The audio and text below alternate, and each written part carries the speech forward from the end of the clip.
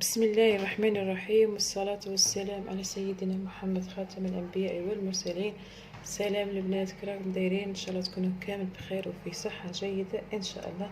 اليوم البنات راح نشارك معكم ان شاء الله واحد الوصفة اللي رائعة جدا البنات، وهذه الوصفة يستعملوها بزاف ناس صح، واللي هي البنات الصميطة.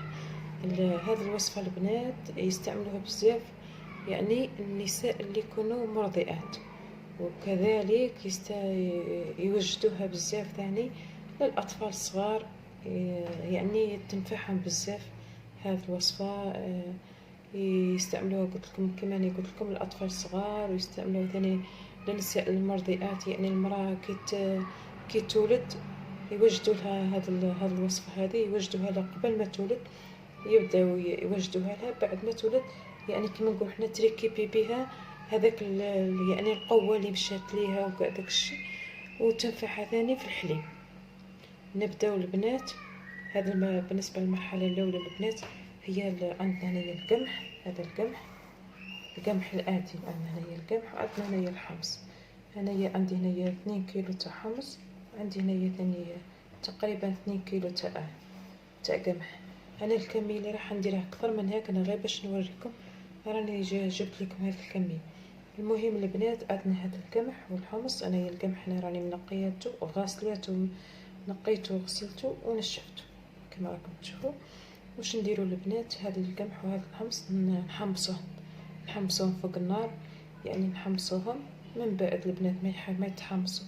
تحمص عندنا القمح ونحمصوا الحمص، ندهم للرحال ليرحي الحبوب.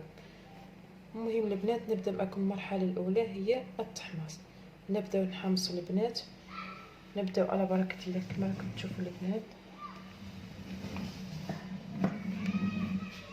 عندنا هنايا عندي هذا المقله البنات خليته غير للتحميص، هذا المقلب خليته غير للتحمص. مثلا راني غير نوريكم البنات، يعني كل وحده تعرف تحمص، انا غير نوريكم. ممكن ما تعرفوش كيفاش واش معنى هو التحمص. هو ان نحمصوا هذا الشيء، يعني نديروه فوق النار ونخلوه يتحمص، ماشي يتحرق ولا برك يتحمص. مثلا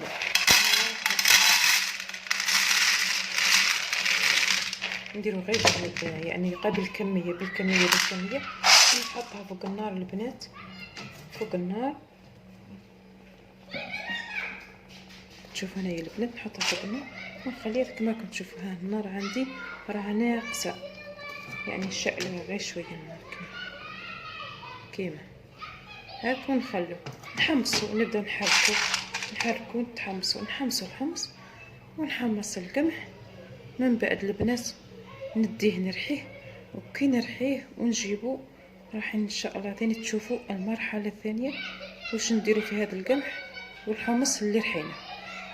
ان شاء الله راح تشوفوا معايا الكيفيه بالتفصيل ان شاء الله. البنات ها هو الحمص نتاعي بعد ما حمصت كما راكم تشوفوا، لازم يتحمص بهذه الطريقه. ها هو القمح تاعي البنات بعد ما حمصت كما راكم تشوفوا. ان شاء الله بعد ما نرحيه البنات نرجع لكم ان شاء الله. البنات ها هي الزميطه نتاعي اللي رحيتها.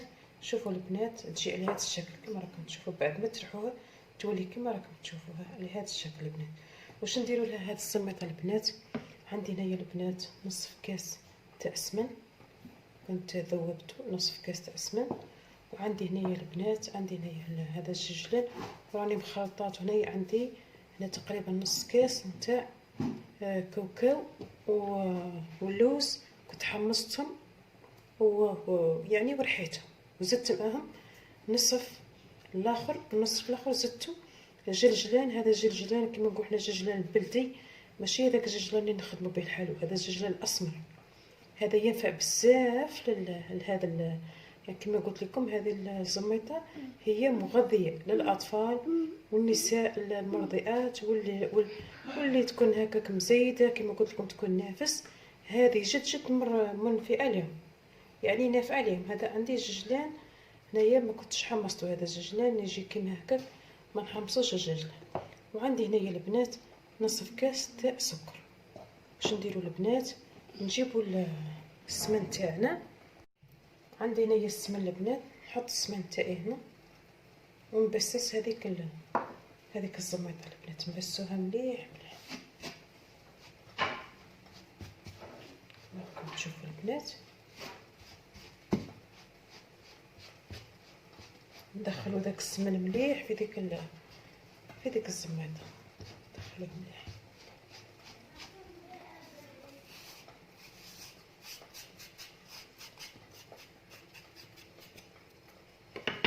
بيدينا البنات نديرو نخدموه بيدينا احسن.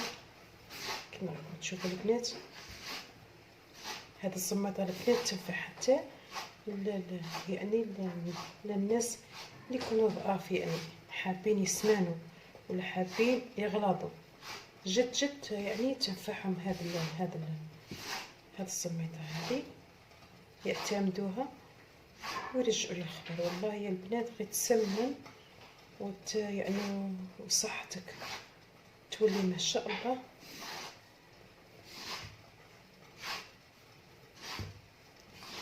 تشوفوا البنات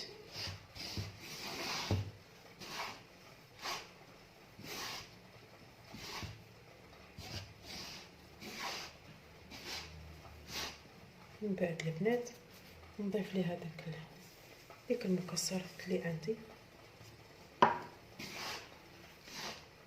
بهذه الطريقه.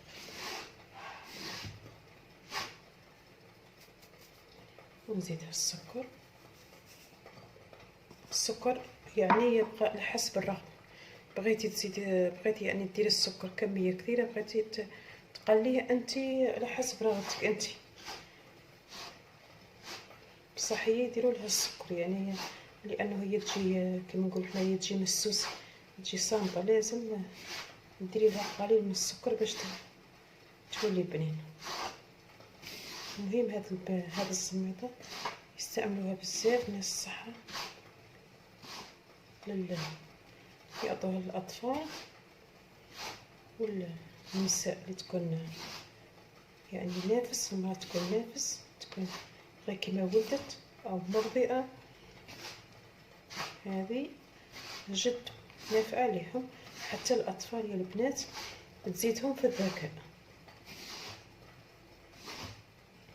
اللي عندها ولادها يعني ماهمش الصحه تاعهم شويه، تعطيهم هاد الزميطه تنفعهم بزاف مزيان. ها هي الزميطه تاعنا البنات حاضره، ها هي البنات، نرجع لكم فيما بعد ان شاء الله.